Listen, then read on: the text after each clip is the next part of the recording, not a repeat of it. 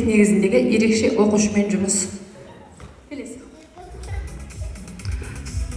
Мақсаты ерекше білімді қажет ететін оқушының жеке ерекшелігі мен қызығушылығын ескере отырып, жасанды интеллект негізіндегі интерактивті тапсырмалар арқылы әріптерді таныту, буын сөз құрастыру және оқу дағдыларын қалыптастыру. Келесіңдер. Мөлдір.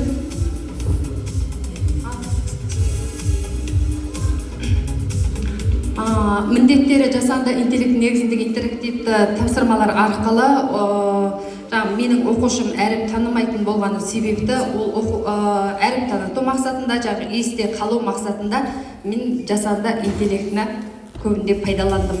Жүргізе беріңіз. Уақыттың тығыз болуына байланысты тездетіп айтып өтейін.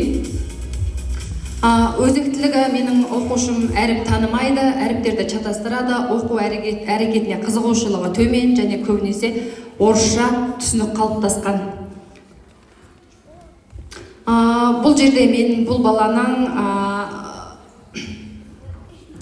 оқушының қызығушылығын арттыру басталғаны, ол балаға салған суретін жандандырып бердім. Ол баланың қызығушылығы өте жоғары деңгейде болды. Сосын мен ойлана бастадым. Бұл балаға мүмкін басқа жағынан осы цифрлық жасанды интеллектілерді қосып, жаңа әдіс тәсілдермен үйрете бастаса мүмкін үйрене ма деген ой келді. Анау видео басасаңыз үстінен бассаңыз.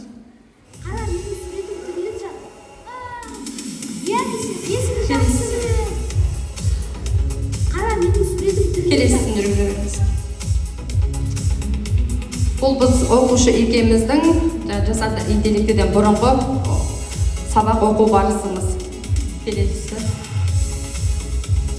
Менің әдістемелі қорынымда оқушымның жеке ерекшеліктері мен қабылдау деңгейін ескере отырып, жасанды интеллект негізінде интерактивті авторлық тапсырмамды әзірледім. Бұл тапсырмада өздеріңіздің алдарыңызда ұсынылған QR кодты оқытып, әдістемелік жұмысымды қарап көрсеңіздер болады. QR кодты сканерлеп. Сабақ барысы бірінші видео. Жаң yanınızda.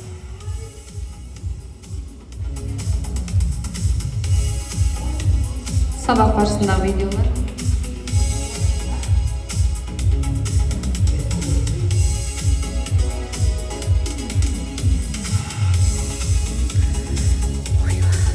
Бұл жерде біздің оқушы ма-на әріптерін көп шатастыратын болған себепті сол күнгі берілген тапсырмаға байланысты осындай тапсырмалар жасап ма-на әріптерін қалай есте қалыптастыру, есте сақтау мақсатында осы тапсырмаларды құрастырып шығардым.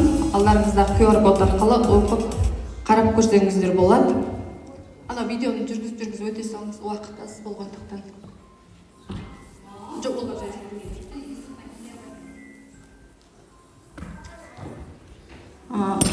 Интерактивті тапсырмада жаңағы буын сөздерді құрастыру, ойын технологиялары енгізілді. Бұл әдістер есте сақтау қабілетін және баланың қабылдауға деген қызығушылығы өте жоғары болды бұл жерде. Келесі. Қолданылған әдіс тәсілдер жасанды интеллект технологиясы, және Google Gemini мен Canvas платформасы, QR технологиясы, интерактивті оқыту және көрнекілік әдіс, жеке қолдау көрсету әдістері қолданылды. Барлықтарыңызға осы жұмысты QR коды сканерлау арқылы танысып қарап көрулеріңізге болады.